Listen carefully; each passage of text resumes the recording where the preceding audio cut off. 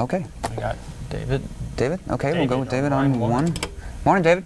Good morning. Morning, David.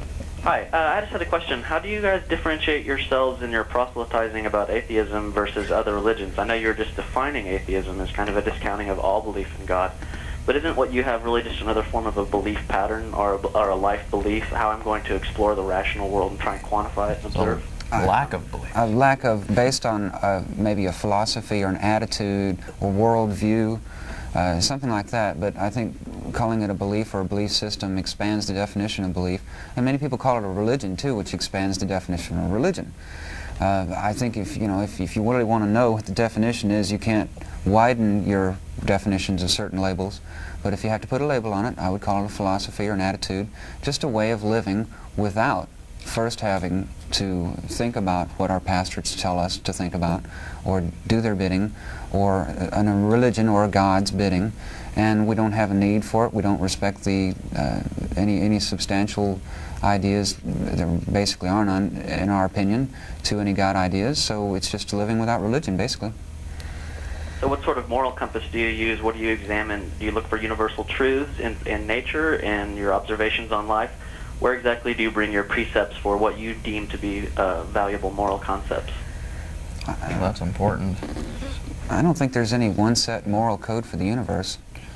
I think morals are just like beauty. It's in the eye of the beholder. Mm-hmm.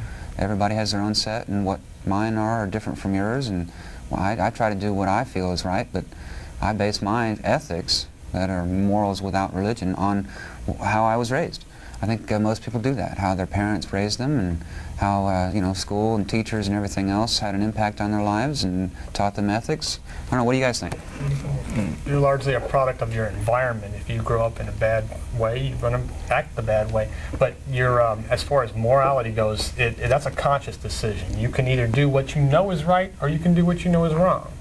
And you'll know. You just, I don't know how to explain that, but you know. If you're out to consciously hurt or inflict harm on other people, then that's pretty much a moral base.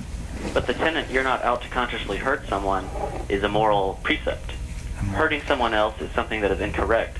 Where do you get that philosophy from? How do you observe that? I mean, I might have a feeling that I can go ahead and hurt whoever I want, and in my relative morality, that's correct. So the other thing about you being a product of your environment, really most of the environments that we grew up with in this country are based off of the Protestant tradition. And so you're really then a product of a religion that you're discounting. Even if you go back to your very fundamental, it's wrong to hurt someone, the first person looking around and examining morality or what is right and wrong in this world, they had to come up with this notion of religion or their theoretical basis for it. So I'm saying, what about hurting someone? That's a moral tenet, really, or it's an ethic.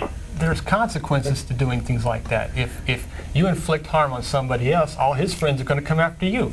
That's just the way it works in the world. I think that's a part of evolution. It's part of evolution. Yes. People learn by experience that when you deliberately go out and cause harms, there are repercussions for that.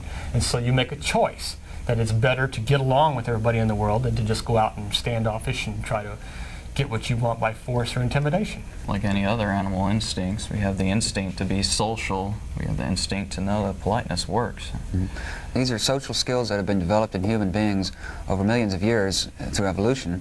And at this time, and after millions of years of evolution, we have a standard of civilized rules that we call secular law.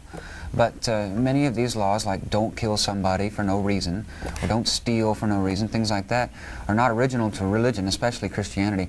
Many of these laws were around from day one before religion had the control. I mean, you don't even need a religion to enact the law, don't kill somebody.